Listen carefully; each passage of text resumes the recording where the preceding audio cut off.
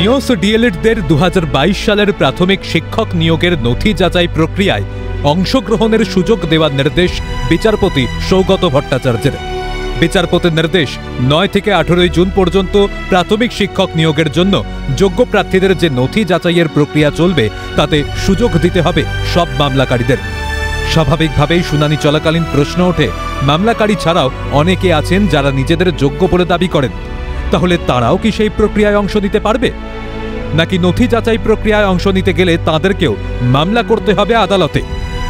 আইনজীবী ফিরদৌস তামিম ও আলী হাসান আলমগীর জানান, আদালতের নির্দেশ মোতাবেক সেই কথাই বোঝায়।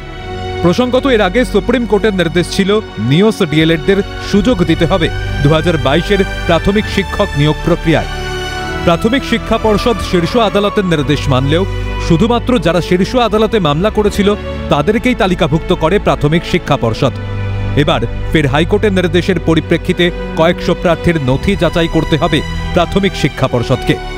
পাশাপাশি এখনও যারা আদালতের দ্বারস্থ হননি তারা নতুন করে মামলা করলে প্রক্রিয়া দীর্ঘায়িত হবে কিনা ওঠে সেই প্রশ্ন।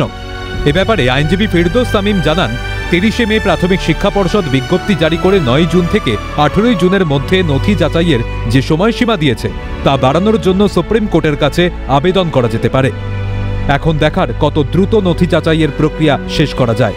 তবে নতুন করে মামলা করার পর মামলা ফের দীর্ঘায়িত হয় কিনা, নাকি অপেক্ষার অবসান ঘটে যোগ্য নিওস ডিএলএড চাকরি প্রাপকদের। অভিরূপা হাজরার রিপোর্ট, ক্যালকাটা নিউজ।